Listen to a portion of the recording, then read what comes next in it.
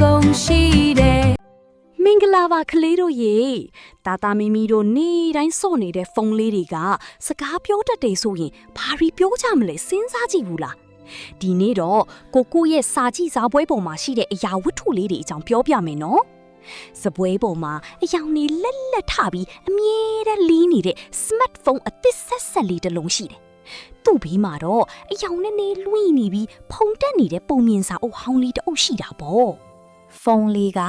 စာအုပ်ဟောင်းကြီးကိုကြည့်ပြီးအမြဲတမ်းလှောင်ပြောင်တတ်တယ်စာအုပ်ကြီးမင်းကိုကြည့်ရတာပြင်းစရာကောင်းလိုက်တာရုပ်ပုံတွေကလည်းမလှုပ်ရှားဘူးအတန်လည်းမထွက်ဘူးငါ့ကိုကြည့်စမ်းငါစီမှာအရန်လန်းတဲ့ဂိမ်းတွေပါတယ်ကာတွန်းကားတွေကြည့်လို့ရတယ်ကလေးတိုင်းကငါ့ကိုပဲအမြဲတမ်းကင်ကျင်ကြတာကွာလို့ဝါကြွားလိုက်တယ်စာအုပ်ကြီးကတော့EECC ပဲပြုံးပြီးမင်းစီမှာပျော်စရာတွေအများကြီးပါတာမှန်ပါတယ်ဒါပေမဲ့ငါစီမှာတော့ဘယ်တော့မှမကုန်ခန်းနိုင်တဲ့စိတ်ကူးရင်ကပါကြီးရှိတယ်လို့ပြန်ပြောလိုက်တယ်ခဏနေတော့ကြောင်းဆင်းလာတဲ့ကိုရောက်လာတယ်ကိုကအခန်းထဲဝင်ချင်းစာအုပ်ကိုဟဲ့တောင်မကြည့်ပဲဖုန်းလေးကိုကောက်ကင်ပြီးဂိမ်းကြီးဆက်တိုက်ဆော့ပါတော့တယ်3 နာရီလောက်ဆက်တိုက်ဆော့ပြီးတဲ့အခါကိုရဲ့မျက်လုံးတွေကနီးရဲလာပြီးအရန်ကိုပင်ပန်းလာတယ်ဟောငါမျက်လုံးကြီးဆက်လိုက်တာခေါင်းကြီးလည်းကိုက်လာပြီဆိုပြီးကိုကညီးတွားပါတော့တယ်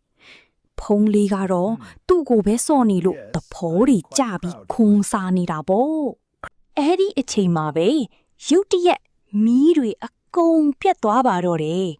တခါလုံးမှောင်မဲသွားတာပေါ့ဒါလည်းမကသေးဘူးတဏီကုံစော့ထားတဲ့ဖုန်းလေးဟာလေဘက်ထရီအားကုန်သွားပြီးမျက်နှာပြင်အမဲရောင်ကြီးဖြစ်သွားပါတော့တယ်ဟဲငါကိုအားသွင်းပေးကြပါဦးငါဘာမှလုပ်လို့မရတော့ဘူးဆိုပြီးဖုန်းလေးဟာမှောင်မဲတဲ့စပွဲပေါ်မှာအသုံးမကျတဲ့အရာတစ်ခုလိုဖြစ်သွားရှာတယ်ကိုလည်းဘာလို့ရမှန်းမသိပဲပြင်းရီစွာနဲ့ထိုင်နေရတာပေါ့အဲ့ဒီအချိန်မှာကိုကဓမီလေးတစ်လက်သွားယူလာပြီးစပွဲပေါ်ကပုံပြင်စာအုပ်ဟောင်းလေးကိုမတော်တဆဖွင့်လိုက်မိတယ်ဝါအံ့ဩစရာပါပဲ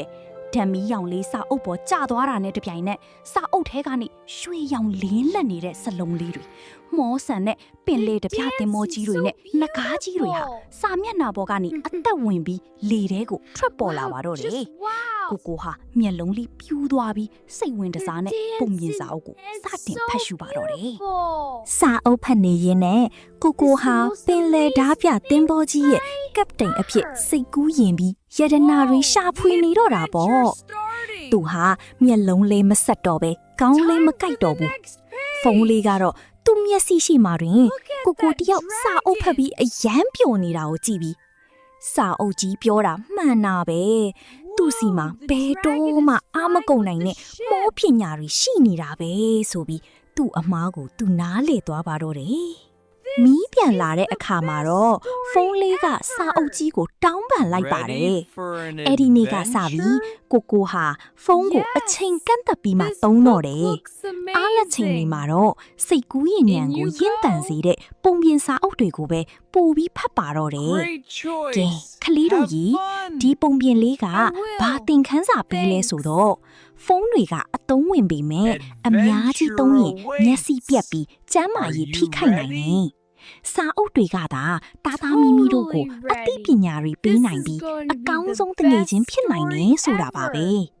နောက်ထပ်ပုံပြင်လေးတွေနားထောင်ဖို့ channel လေးကို subscribe လုပ်ခဲ့အောင်နော်တာ